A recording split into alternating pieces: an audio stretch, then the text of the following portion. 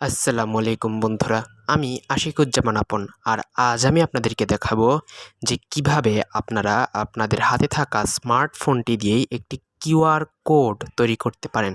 তো চলুন আর কথা না বাড়িয়ে শুরু করা যাক আজকের ভিডিওটি। তো এর জন্য সবার আগে আপনাদেরকে আপনাদের মোবাইলের গুগল প্লে স্টোরে যেতে হবে। প্লে স্টোরে যাওয়ার পর এর সার্চ বারে আপনাদেরকে লিখতে হবে কিউআর কোড জেনারেটর আর তারপর সার্চ দিতে হবে। সার্চ দেওয়ার পর আপনারা এখান থেকে যে 4 নাম্বার অ্যাপসটি অর্থাৎ কিউআর কোড জেনারেটর নামের অ্যাপসটি দেখতে পাচ্ছেন, এই অ্যাপসটিকে ইনস্টল করে নেবেন। আপনারা দেখতেই পাচ্ছেন যে ওয়াইকার্ট এই অ্যাপসটিকে ডেভেলপ করেছে। তো অ্যাপসটি ওপেন করার পর আপনারা এখান থেকে ইনস্টলে ক্লিক করবেন। দেখুন অ্যাপটি ডাউনলোড হচ্ছে।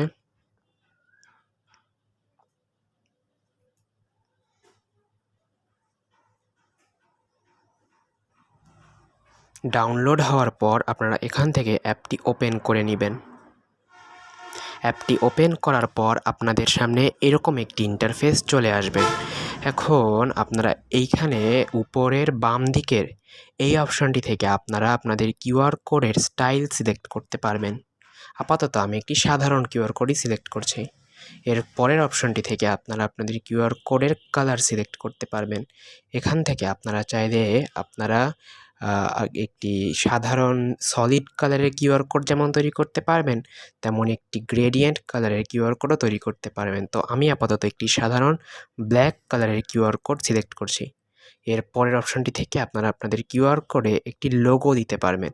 আমি আপাতত নো লোগো সিলেক্ট করছি।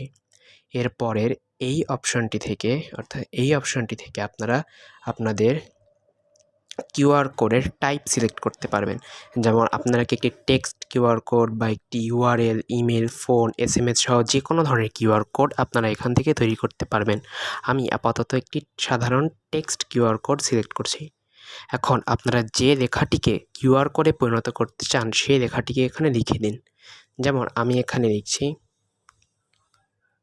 আমার চ্যানেলের নাম অর্থাৎ টেকনিক্যাল আপন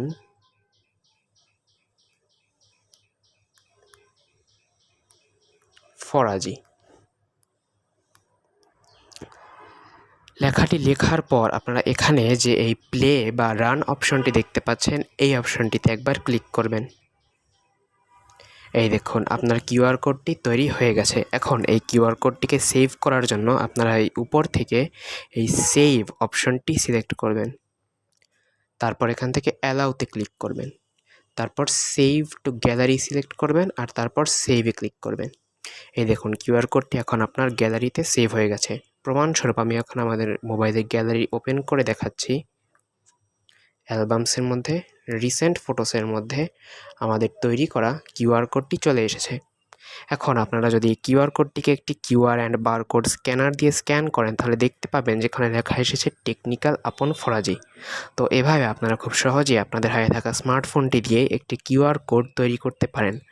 ভিডিওটি যদি আপনাদের ভালো লেগে থাকে তাহলে আমার ভিডিওটিতে একটি লাইক দিয়ে দিবেন, আমার চ্যানেলটিকে সাবস্ক্রাইব করবেন এবং এই ভিডিওটিকে আপনাদের বন্ধুদের সাথে শেয়ার করবেন।